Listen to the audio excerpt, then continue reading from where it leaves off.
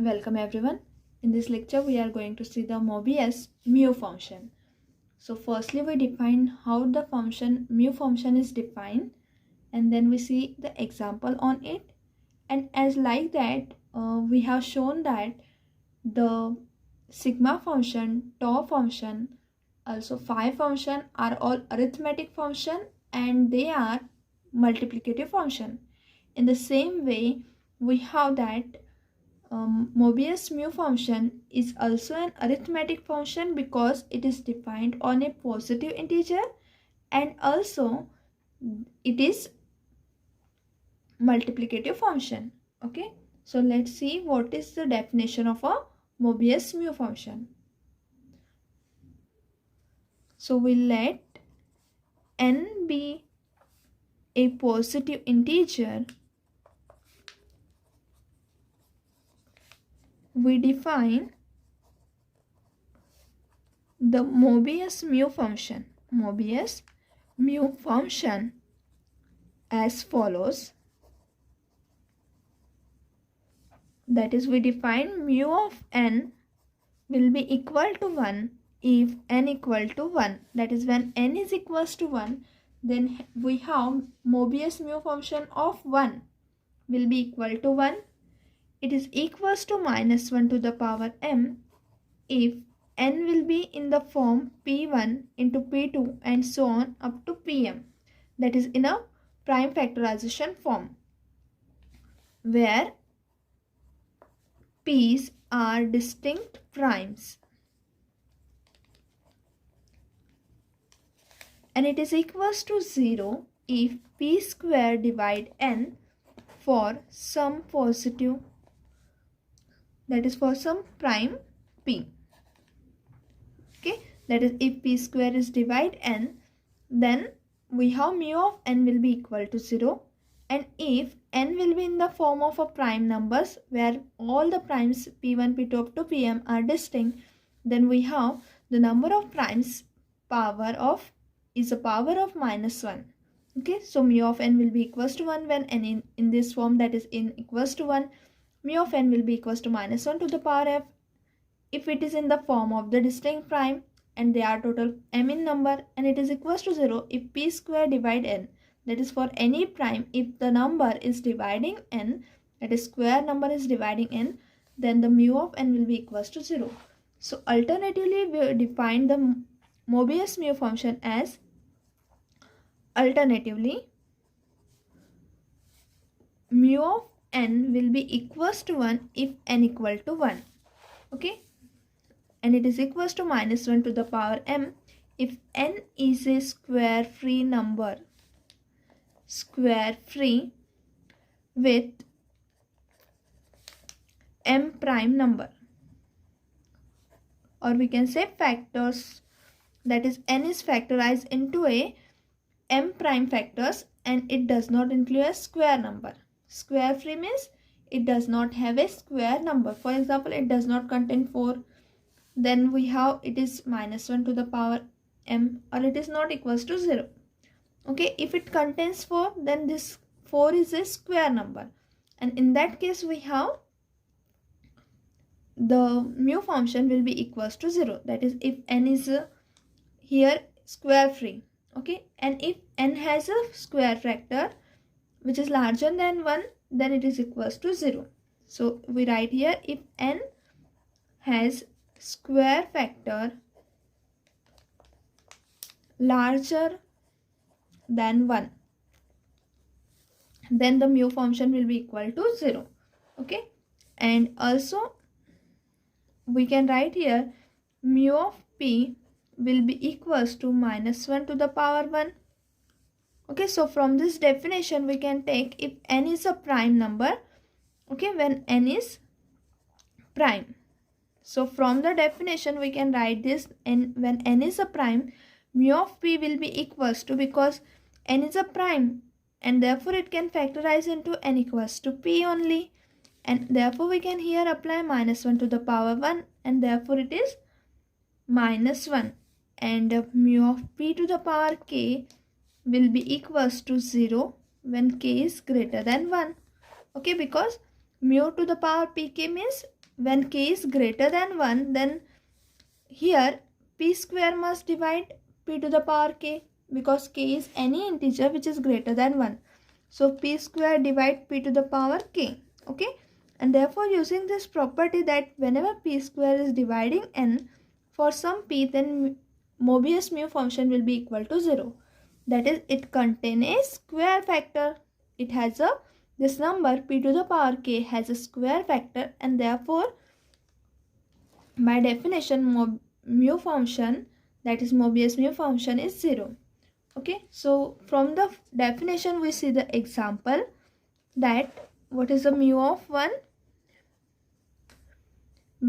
Mu of 1 will be equals to 1, because when n equals to 1, Mobius mu function will be equal to 1.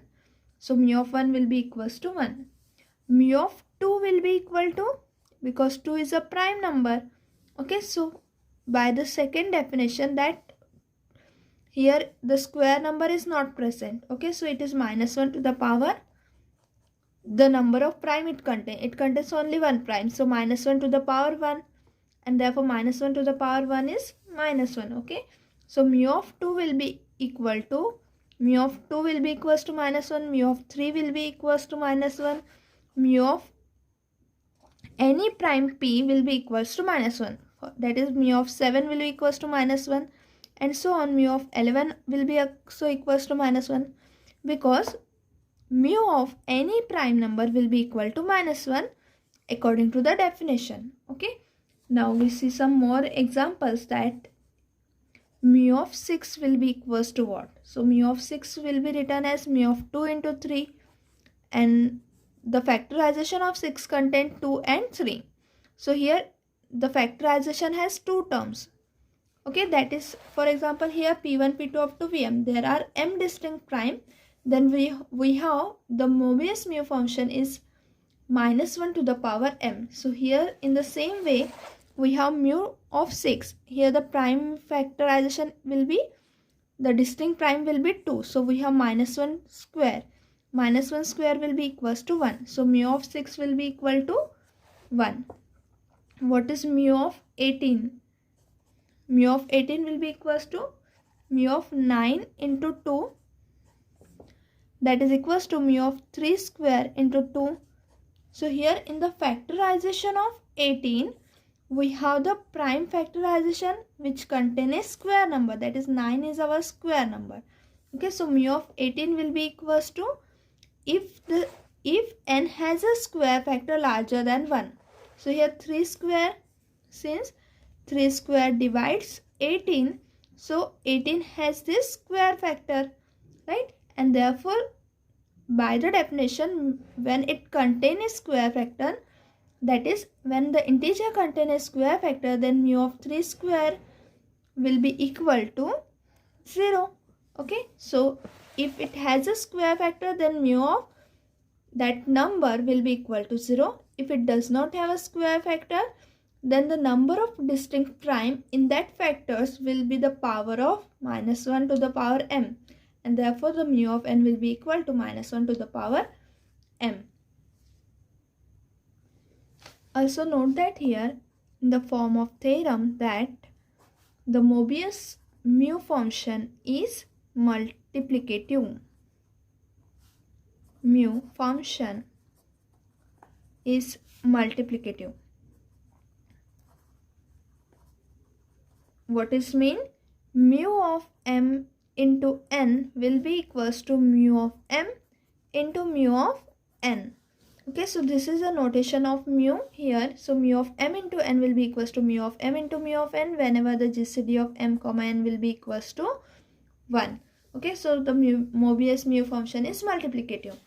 Now we see the next theorem that for each positive integer n greater than or equals to 1, summation d divide n, mu of d will be equals to 1 when n equals to 1, and it is equals to 0 when n greater than 1. Okay, so we prove this theorem that for any integer sum of the Mobius mu function for the divisor of any number n will be equal to 1 when n equals to 1 and it is 0 when n greater than 1.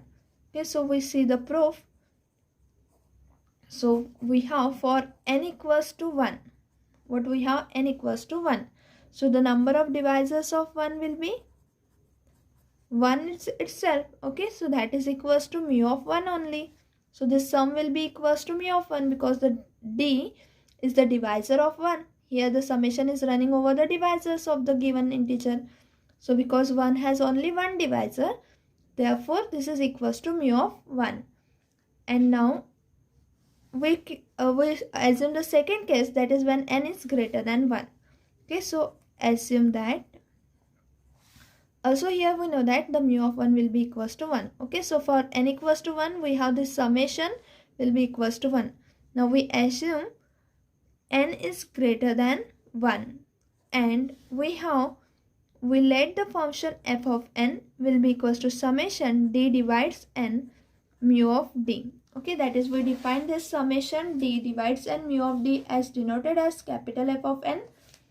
Now we take that n will be a prime number, then we have n will be in the power of prime. Okay, where p is prime. Then above gives f of p to the power m. That is, we substitute here n as p to the power m. So this is equal to summation d divides n mu of p to the power mu of d. Okay, so here n will be equals to p to the power m. Now what are the divisors of p to the power m? Since the divisors of p to the power m are 1p, p square and so on up to p to the power m. And here the summation is running over the divisors. So we write here this summation will be equals to mu of 1. That is, we put d as the divisor here. So first divisor is 1 plus second divisor p plus next divisor p square, mu of p square plus and so on plus mu of p to the power m, because the summation is running over the divisors of this integer n, that is equals to p to the power m. So mu of 1 is 1 plus mu of p will be equals to minus 1 plus mu of p square will be equals to 0. Because here the factorization contains the square number, that is the divisors of p to the power m will be square number or square factor. Okay, and therefore the mu function of a square factor will be equal to 0, and the next number will also divide p square divide all the other next number. Okay, that is p square divide p cube, p square divide p to the power 4 and so on up to p to the power m, right? And therefore the sum of all the next mu function will be 0, right? And mu of p, because p is a prime number and it has only one factor, so it is equals to minus 1 to the power 1, that is equals to minus 1. So if we add this, then this is equals to 0, and therefore f of p to the power m will be equals to 0. What this implies that summation d divides n mu of d will be equal to 0. Now we consider any integer n with a prime factorization. Now we consider n with a prime factorization form. That is, any integer can be written in the prime factorization form. Then n will be equals to p1 to the power a1, p2 to the power a2 and so on, pm to the power am. Okay, now we define f of n will be equals to f of p1 to the power a1, p2 to the power a2 and so on, pm to the power am. Okay, so any function which is defined in this way will be a multiplicative function. So here capital F is multiplicative function, and therefore we can distribute capital F over this prime factorization. So we have f of p1 to the power a1, f of p2 to the power a2 and so on, f of p to the pm to the power am, because here p1, p2 up to pm are all prime numbers and it has something power. And as in this equation we have seen that f of p to the power m will be equal to 0, That is, whenever we have the power, that is prime power number, then the function f of p to the power m will be equals to 0. So here f of p1 to the power a1, because p1 is a prime number, p2 is a prime number, so all will be equal to 0, and therefore the product will be equal to 0. Okay, and thus we can say that here f of n will be equal to 0. So what is f of n is defined? This is defined as a summation d divides n mu of d, and hence we have this summation will be equal to 0 when n is greater than 1, and this is equals to 1 when n equal to 1. Okay, so here we have the mu function. Now for example, we can see here that for n equals to 12, we know that the divisors of 12 are 1, 2, 3, 4, 6 and 12. What this implies, the sum, if we take the summation d divides 12 mu of d, then this is equals to what? We have to take the summation over the divisors. Okay, so the divisors are 1, 2, 3, 4, 6 and 12. So mu of 1 plus mu of 2 plus mu of 3 plus mu of 4 plus mu of 6 plus mu of 12. Okay, so here mu of 1 will be equals to 1 plus mu of 2 will be equals to 1.